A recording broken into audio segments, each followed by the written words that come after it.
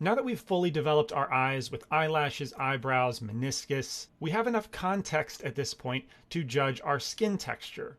So I want to do a render of the face so we can see where we left off with the skin and discuss where to go with it. But interesting. So when I zoom out, our head is not centered anymore.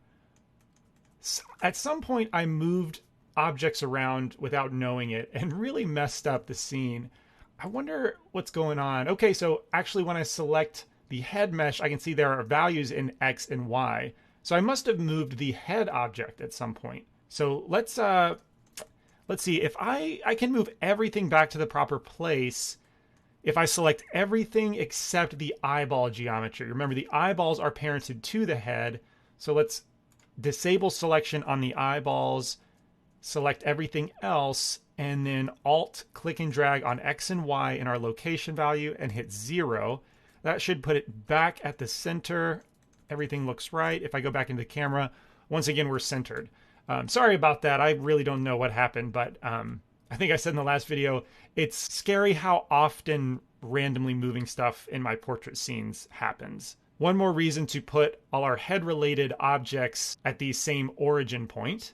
And Control B, we will box select around our head and render this. Okay, let's take a look. Full resolution. Oh, whoops, I forgot that this was at 300%. We will want to render really high images like this. I didn't really need it for our current stage, so that took only 9 minutes still. That's not a bad time for such a big render. Anyway, now that I'm seeing the full face, the skin color with the eyes, I remember the notes we talked about earlier, where the color zones of the face are way too prominent. You know, we've got really yellow in the forehead, really red in the center, and then really light gray in the bottom half, the beard area. So there's a lot of room to tone that down and bring in much more variety to the skin texture. And so I'm going to switch to slot 2 for a future render once we paint and update our texture. All right, so if we find our material nodes, select everything with A and then period on the number pad to zoom in on those. I should enable screencast keys. And the texture we want to focus on is this one here, skin color. Jump into texture paint mode. And I suppose we could go to local view. We don't need to see anything else besides our head model. All right, so back to texture paint.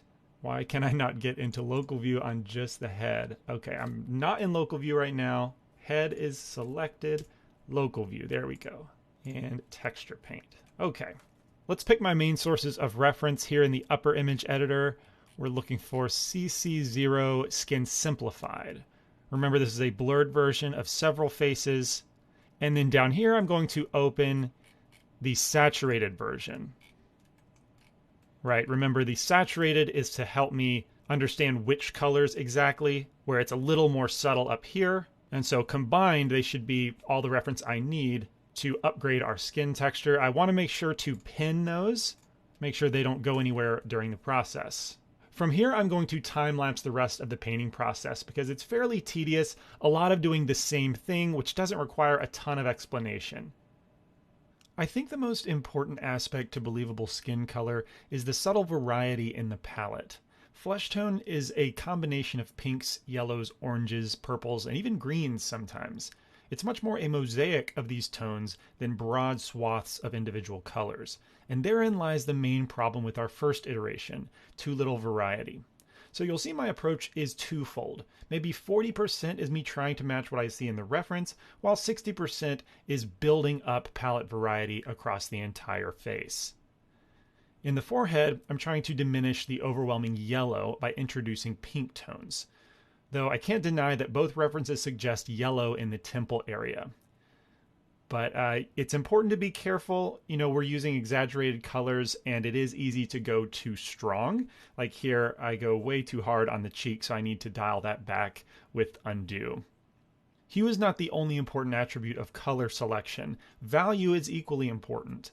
In the reference, I'm seeing lighter values on the inside of the brow and middle of the forehead that actually spreads into the cheeks and surrounds the eye.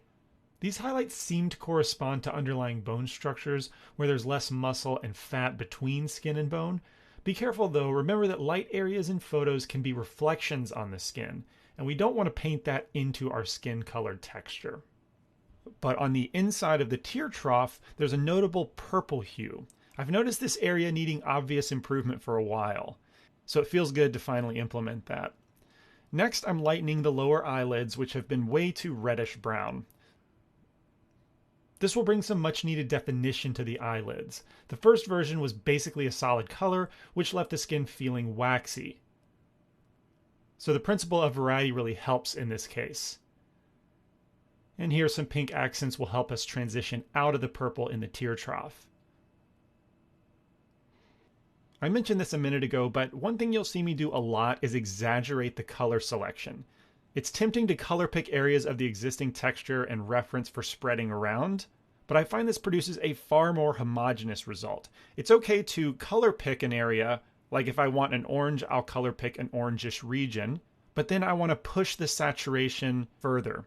These tonal changes are so subtle that it's far easier to work with if you exaggerate the color and control your application by lowering the brush strength. Again, this is where the saturated version of the reference helps a lot. The nose is another bland spot, too much of the same color. So my goal here is to introduce variety more than to match a specific reference. However, I'm spotting another touch of purple on the outside corner of the eye thanks to the reference. See how I like to bounce back and forth between matching reference and simply introducing tonal varieties. Here I'm highlighting the zygomatic arch a bit, again to emphasize that the bone keeps the flesh thinner in this area. Always keep an eye out for unsightly paint projection artifacts. I like to solve jagged artifacts like this with the smear brush more than the blur brush. Also, remember to save your texture periodically. If Blender were to crash and I didn't save the image file, all these texture updates would be lost. When painting textures, we have to maintain our texture image files alongside our blend file. The interior edge of the eyelid needs to be lighter and it needs to lean towards pink. This part of the eye tends to stand out as a different hue than the rest of the skin. So masking through edit mode selection is a good way to control the application. And when I mask this way, I usually disable the occlude and cull painting options to ensure minimal artifacts. I hope it's not too apparent, but I'm not a great painter. The workflow of seeing color palettes, selecting the right hue, the right value, and then blending them all together naturally, it's just not my most developed skill. Especially picking the right color seems to slow me down a lot. If that's you too, hopefully this shows that you don't need to be an overly skilled painter to achieve an effective result. If you are a skilled painter, I imagine you will know what to do before I explain it. Once the edge is painted, a combination of feathering out the light pink color and the smear brush takes care of the jagged edge. Keep in mind this texture map is pretty low resolution, so the jagged artifacts are more noticeable than if this were a high resolution texture. But we went low res for the sake of painting efficiency, which is allowing us to paint more smoothly. It just means we need to make sure to take care of such artifacts so they don't appear in the render. The caruncle gets the same treatment, edit mode, selection masking, and a more obvious pink hue. The caruncle should always be distinct from the skin around it. And if my past history repeats itself, I rarely get the caruncle color right the first time. Though I guess this is technically the second time. Often it takes me a couple proper renders before I dial in the exact color I'm after. As we make our way down the cheeks and into the lower third, I'm primarily just varying tones. But for the lower third, I definitely want to introduce more skin tone so we diminish that obvious gray. I still want some residual gray representing the beard follicles, but it should be much less obvious than it is now. Notice that I'm using the brush in a spotty fashion more than strokes.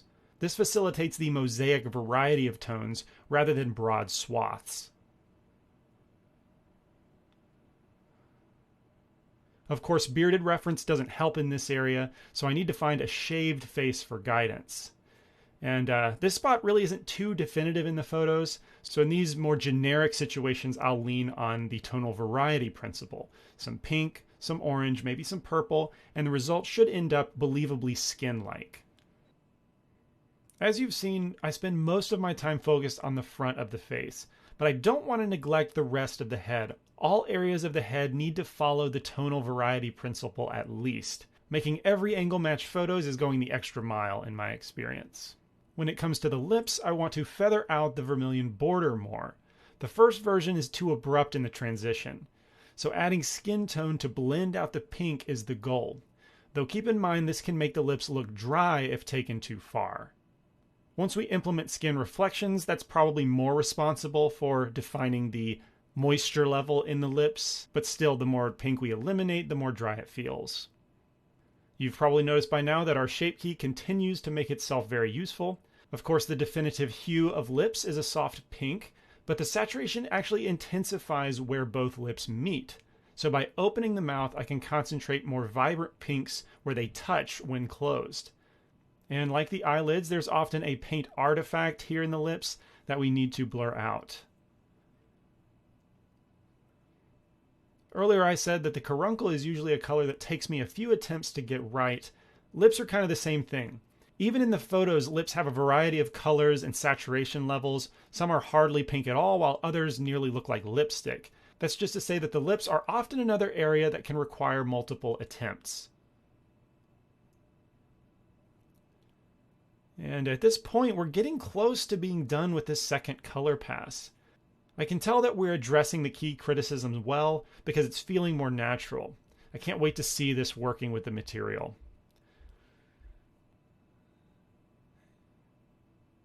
And from here, it's mostly a task of leaving no stone unturned, making sure tonal variety is thorough, leaning on my core palette of pink, orange, and yellow. Something I wish I did when recording this is to paint a little bit with the utility textures overlaid on top. That can be a valuable lens to understand the base texture better. Not that it's required, clearly here I'm not doing it and we'll end up okay, but it's just another layer of this onion. And just a couple more touches, I think. Top of the forehead and the neck. Good, I'm glad I didn't forget to touch that area up at least a little bit. And what you won't see me do is kick off a render for comparison. Okay, let's see a comparison. This is after, this is before, after, before. And yeah, I think this is much more natural. The main differences being the forehead, originally much more yellow uniformly. Afterwards, it's still got spots of yellow and brownish, but also incorporates more pink flesh tones. And then also the eye was a pretty big change. Before, it's all kind of brownish red, not much variety. Afterwards, we've got this purplish tone on the inside of the infraorbital rim. The eyelids have been lightened and more pink, as well as the thickness of the eyelid is brighter now and more pink, and overall feels much better. There's some variety to the nose, and the lips, I think, made a big jump from having almost no variety initially to now we've got our most saturated area where the lips touch, and more of a feathering from the pink of the lips to the skin tone at the vermilion border. So big improvement there. Also, the lower third of the face used to be way too gray. Now it's got more flesh tones involved. There's still the remnant of the gray, but it's not so overwhelming. And the neck also lost that gray as well. So yeah, a much better upgraded version of the base skin color. In the next video, I want to focus on specular variation.